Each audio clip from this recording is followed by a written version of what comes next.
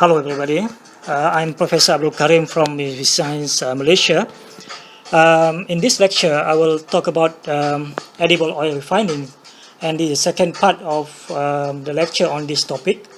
So I will discuss in more detail about the physical and chemical refining process of crude palm oil. This diagram shows the various stages in the refining of crude palm oil. So let's start from this point. This is crude oil. It will pass through a heater or a heat exchanger. The oil will be heated to increase the temperature and reduce the viscosity so that it can flow easily through the processing line. And at this point, some reagent will be added for degumming process. So this can be in the form of phosphoric acid or citric acid.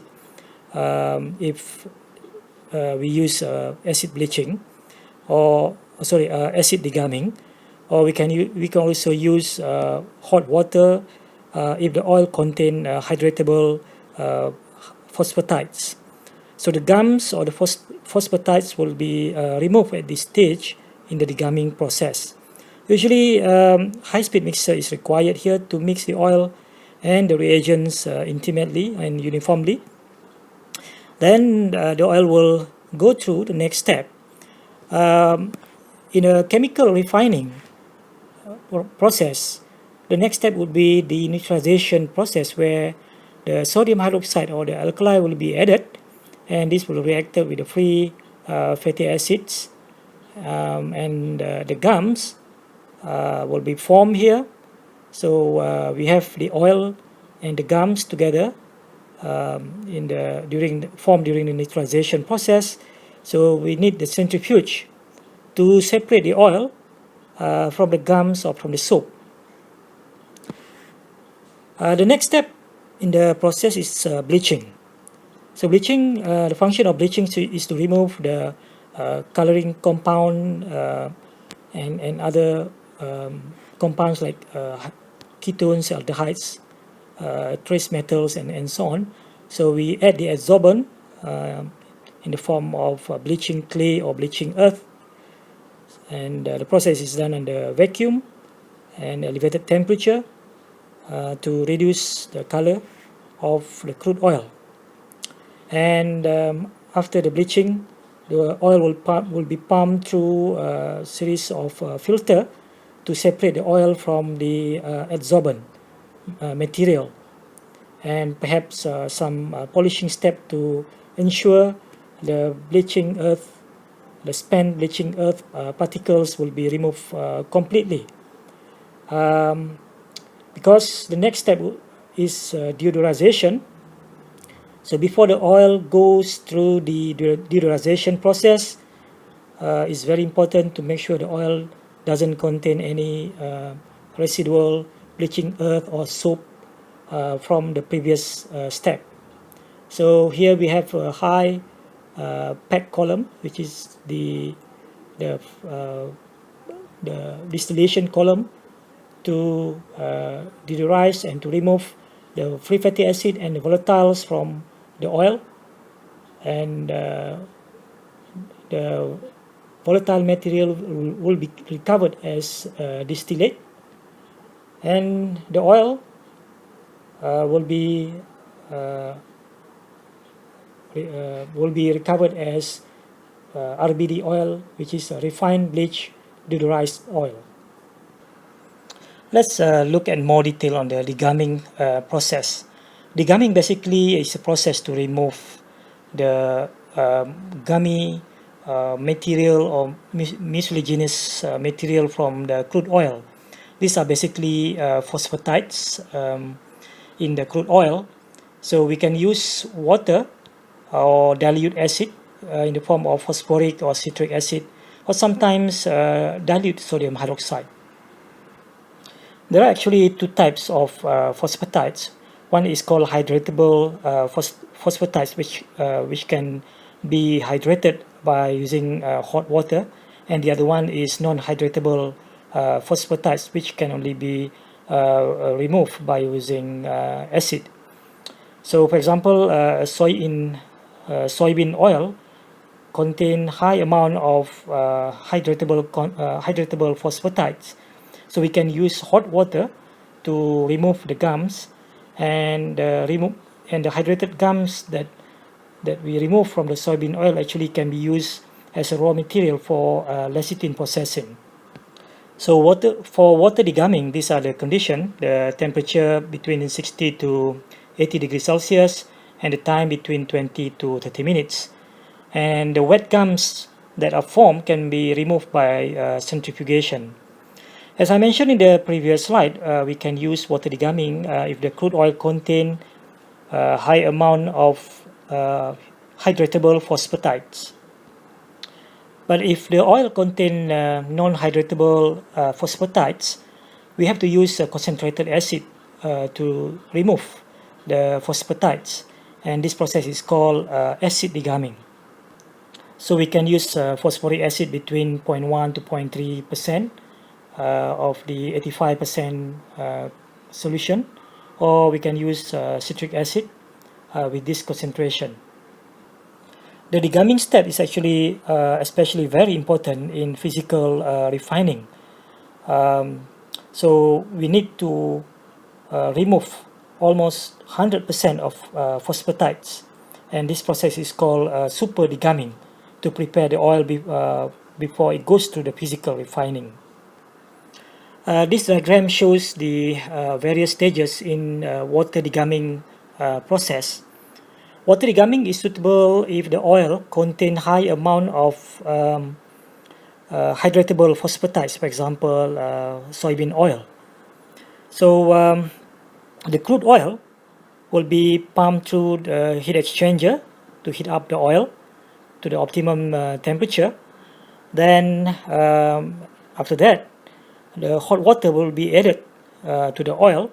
The amount of hot water added is calculated to be equivalent or correspond to the amount of phosphatides in the oil, and it will go to the centrifugal mixer here, and will be because of the intense mixing, the phosphatides will be hydrated very fast, and after that it will go through the centrifuge or the separator to separate the oil from the gums. The oil can go directly to the next refining process, or alternatively, if the oil is to be stored for some time, it will go through the drying process in the vacuum dryer to remove the water as much as possible, because we cannot leave the water inside the oil because it can cause hydrolysis. So the final step, the final product at the end of the degumming process is the degum oil. And the picture down here is the separator, how the separator looks like. And this diagram shows the various stages in acid degumming process. Acid degumming process is suitable when the oil contains significant amount of non-hydratable phosphatides. Acid degumming is commonly used for our palm oil or palm kernel oil in the refining process. So the crude oil will go through the heater, and the acid in the form of phosphoric acid will be added at this point and mix with the oil, and it will go through the holding tank, and the next step, the hot water will be added to hydrate the hydratable phosphatides in the oil.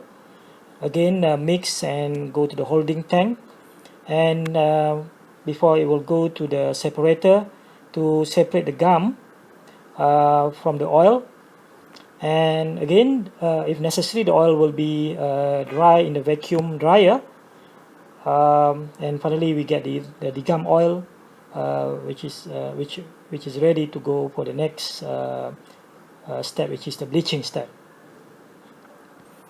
If we use chemical refining to refine the crude oil, so there's a step called neutralization, where we will add the alkali to neutralize the acid or the free fatty acid in the crude oil. So the purpose of this step is basically to remove almost all of the free fatty acid present in the crude oil down to a very low level, typically below or to between 0.01 to 0.03%. Usually in the crude oil, we have between 3 to 5%. So you can see there's a large reduction of free fatty acid during the neutralization step. The concentration of sodium hydroxide used in the neutralization step is between 8 to 24%. This concentration will depend on the type of oil and also the initial amount of the free fatty acid.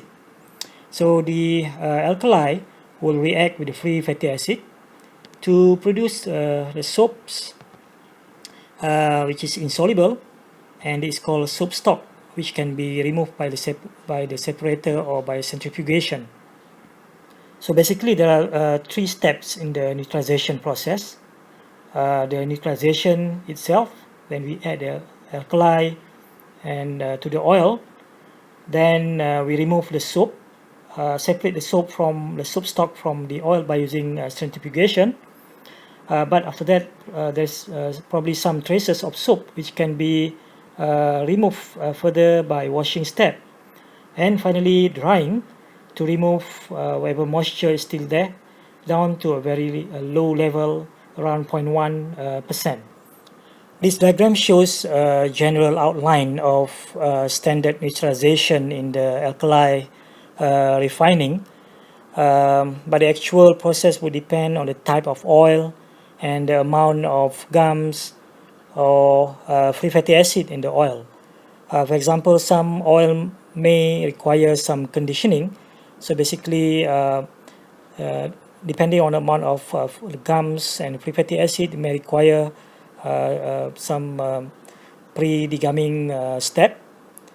Then the alkali will be added. So this is the neutralization step here, and the separator will separate the soap stock from the oil, and the oil might contain some residual soap stock, so it will require probably a few steps of washing and maybe even refining. So the quality control would determine whether how many washing steps or whether re-refining is needed, so that the final oil will contain very low amount of free fatty acid, and maybe drying step is also required to bring down the moisture to around 0.1%, and finally we get the neutralized oil. So this is the picture of separator which used in the neutralization or degumming process to separate the heavy layer of the sediments from the lighter phase of the oil. Another major step in crude oil refining is bleaching. As we have seen in the previous lecture, crude palm oil has a dark orange or dark red color. So in the refining process, the aim is to remove this color by removing the coloring compound, which is keratin and chlorophyll, by using a suitable adsorbent material. Bleaching is also the last stage prior to deodorization process. So it is important to remove any residual phosphatides from previous degumming process, maybe residual soaps from the previous neutralization step, any residual metals and oxidation products. This has to be removed almost completely prior to deodorization process. Originally, natural bleaching clays were used as an adsorbent in the bleaching process, but nowadays acid-activated bleaching earth are used with higher adsorptive, catalytic, and ion exchange properties. So this picture shows the bleaching tank. This is how it looks like.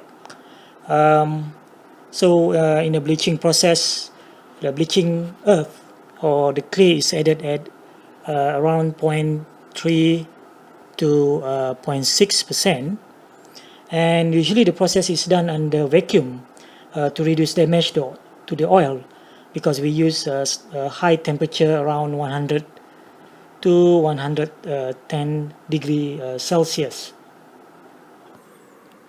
The last step in the edible oil refining is called deodorization. In alkaline refining, deodorization is the last step to remove any residual or traces of free fatty acids which may survive from the previous step, and also to remove aldehydes and ketones which are more volatile than the triglycerides of the oil. In physical refining, deodorization is the most important step to remove the free fatty acid. The high temperature during the deodorization also would decolorize the oil because it will decompose the pigments in the oil. So the final deodorized oil actually will be bland and odorless. The process of deodorization is basically a steam distillation done under vacuum. So it is very important during this process to get a very intimate mixing of the steam and the oil, as well as the vacuum and the temperature. The control of these parameters are important to get an efficient deodorization to remove the free fatty acid down to a very low level, less than 0.01%. So how does these different components such as free fatty acid, tocopherol, and other components can be separated with oil during the deodorization process?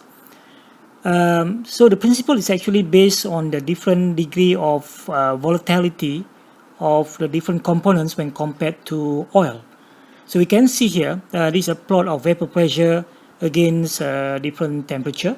So we can see for the oil, it requires high temperature to make it volatile, whereas free fatty acid, which are the smaller compound, are more volatile even at lower temperature. So the different degree of volatility at different temperature enable this different component being separated from the oil. So let's look at some of the typical conditions during in the deodorizer during the process. The typical conditions you can see here, the pressure. So it is very low pressure. So the process is done basically under vacuum. Then the temperature is very high, between 230 to 200 degrees Celsius, and the time between 3 to 8 hours for batch deodorizers, or for semi-continuous and continuous deodorizers, much shorter, between 15 to 60 minutes. So in the deodorizer unit, steam is sparged into the deaerated oil. The oil is deaerated to remove the air, so that it will reduce the oxidation, especially at high temperature in the deodorizer. And the steam will come in the intimate contact with the oil. So as the oil passes through several trays or compartments in the deodorizer, the volatile components are stripped away by the steam, and then separately condensed and collected as the fatty acid distillate. And next, the deodorized oil will be cool when it leaves the deodorizer. Okay, now let's look at more detail on the deodorizer unit. These are the schematic diagram to show the structure of the deodorizer column.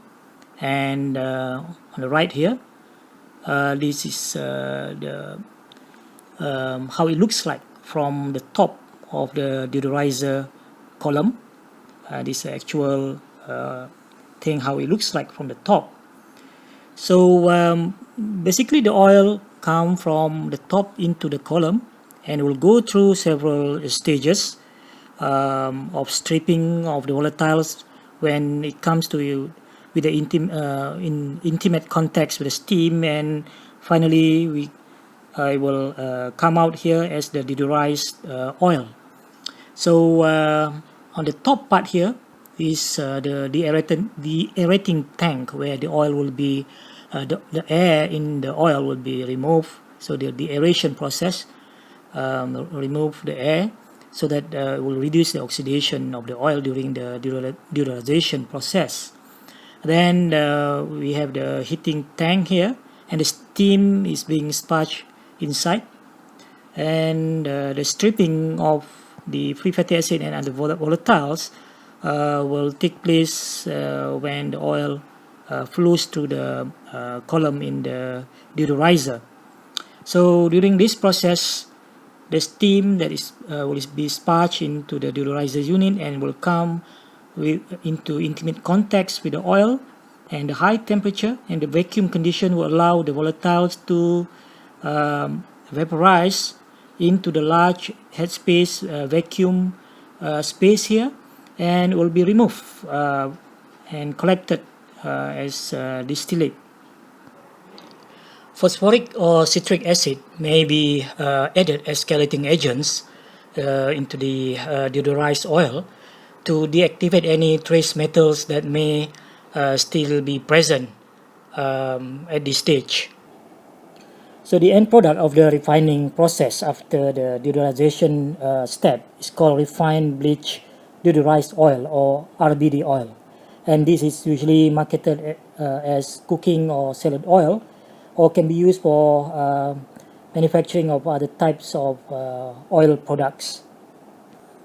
And the volatile components during the deodorization process are removed as condensate, and this actually contain various compounds, and this is called deodorizer distillate, and this can be further separated into tocopherol and sterols for various application in pharmaceutical and cosmetic applications. Okay, in this slide it just show a picture of the deodorizing plant, and another one here showing the deodorizing plant from the inside the factory. Okay, so far we have discussed the process of chemical refining of crude palm oil. So now let's discuss briefly the physical refining. So on this slide, this is actually the outline of the process of physical refining or physical refining plant, and the outline shown here is for the Alfa Laval AB, which is the one of the major manufacturer of physical refining plant in the world. So the starting point here is the crude palm oil. The crude palm oil is stored usually in a large tank under nitrogen gas to minimize the oxidation. And next is the degumming step. In physical refining, degumming is a very important step to remove the gums from the oil. So usually we use acid degumming process, and the process is done under reduced pressure, and the steam is used here to elevate the temperature to aid the degumming process. The next step is the bleaching process as shown here. So the oil is mixed with the steam, and bleaching earth or the bleaching clay is added to absorb the coloring compound, the aldehyde ketones, and the trace metals in the oil. And at this point, after the bleaching process, the color of the crude oil will be reduced significantly. From the bleaching tank, the bleach oil will be pumped through a series of filter to remove the spent bleaching earth, and this step is very critical to remove the insoluble particles from the oil before the oil is pumped to the deodorizer unit.